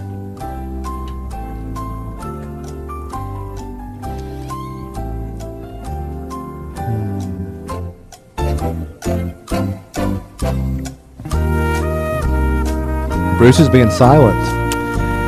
Nothing that happens very often. That's not a good sign. That's just not something that happens very often. You're right there. You're absolutely right. Was it the Hubble? The Hubble. That's your answer. Final answer. I bet you're gonna go. It's not. I'm sorry. Good try Hubble? though. That was in the 90s, I think, wasn't it? Was that the 90s? I think Ted look it up for real quick. You want to guess, Ted? I have no idea. No idea. Okay. Well, I won't buzz you. Is it space related? No, not really. See, I'm trying to. I didn't prep for. I didn't like. Of course, normally I'm like, oh yeah, crap. We have this segment every week. yeah. Oh, by the way, we're doing that this week. In case you didn't know. And then, I caught it. I was like, hey, are we doing that? Yeah. So I didn't really have time to think. Okay, what day is it? Let me think through my years. The Hubble was April 24th, 1990. Okay. I thought it was the 90s. So it was around this time, just 4 years late. 86.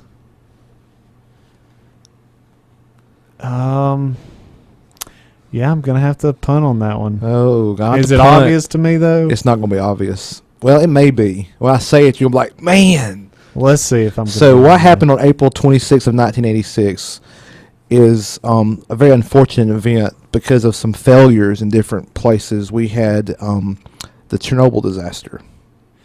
Oh, duh.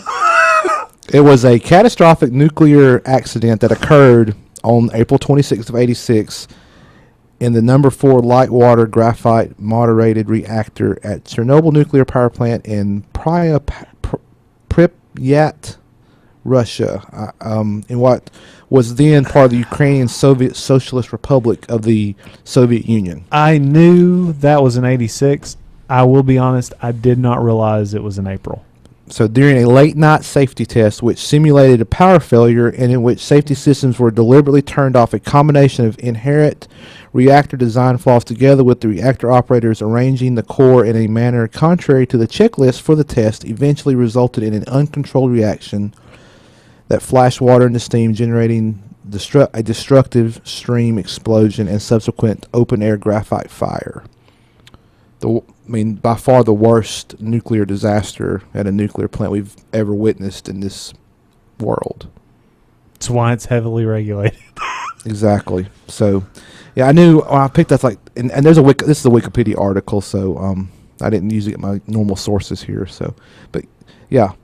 So if I will be honest, I knew the year, the date. I don't think I have that committed to memory for that event. Apparently, that area you still can't live there. Like there's a certain. Oh, there's people that do. And, is there? Yeah, and you can actually pay to get smuggled into that area. I bet. just to see, there's people that want to go there. Apparently, I don't know if that was considered worse, but they have a scale of 1 to 7 or a 0 to 7 scale, with 7 being the maximum in terms of the accident classification. So the nuclear event scale. This was a 7. The other one being the Fukushima. I was saying Fukushima was pretty bad. Disaster in 2011. So I'm not sure which one was technically worse. They were both the worst in terms of rating. So there you go. That's this week in tech history, where technology failed us, unfortunately, and it really affected a lot of lives in that part of the world. I'm not really sure that was technology. I think it was the humans that were operating the technology. Yeah, it was. But still, failure. Yeah. Sometimes you got to trust it. I mean, there were safety systems in place that were turned off. I mean, hello. If they had only taken the Windows support model, they had taken the human element out of it. So no, that's wrong. We're fixing that. That was pre-Windows 10. We know better. Oh, man. So we've got like 6 minutes left in this show. Oh, I've got plenty to talk about. So let's pull it up. So we got to talk about my girl, Marissa Meyer. Okay. I said going into her taking over Yahoo that she had her work cut out for her. I think she's not the person she was when she was at Google, and definitely not admirable as much as she was when she was the person at Google. But absolute power corrupts absolutely. But her leaving, that Yahoo's I think still going through the purchase with Verizon, but she's getting to walk away with $186 million is her payout to step. She's stepping down from CEO and taking $186 million. So I think that was a pretty good move. Yeah, I think she's set for a little while at least. But that is part of the bulk of her compensation is tied to her Yahoo stock. Yeah, stock options and restricted stock options. So I mean, it was. It's not like they cut her a check for that. Yeah, it's not like they said you did a poor job. It was those were stock options she was paid to do her job, and it's that's common because they want the CEOs. It's in their best interest for the stock to do well. That way, that's right. Put your money where your mouth is, so to speak. Yeah. But you think that Verizon's buying them for what is it 4 point? Right now it's they originally had agreed to $4.83 billion, but because of all the stuff that has come to light that has happened, that price keeps going down and renegotiated. Yeah. You can't really blame Verizon for that.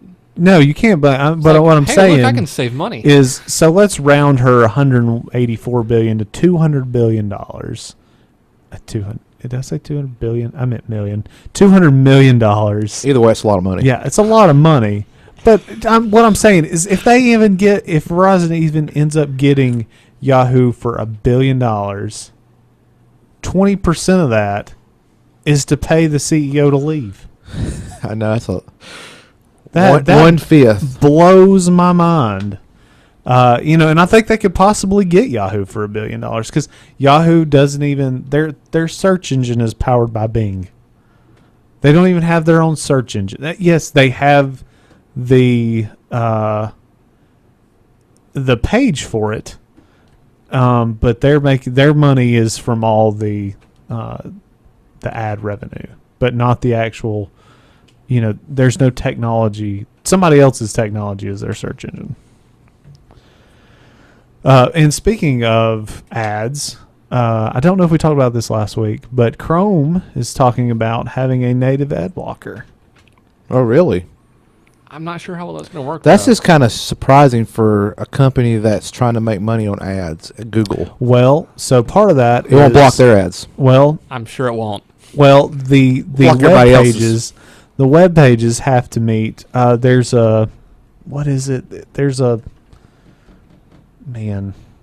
I have actually have not looked into this that much. You haven't looked into this? No, because I don't use Chrome. So, yeah, You don't? I know. No, I use Firefox. Oh, I'm sorry.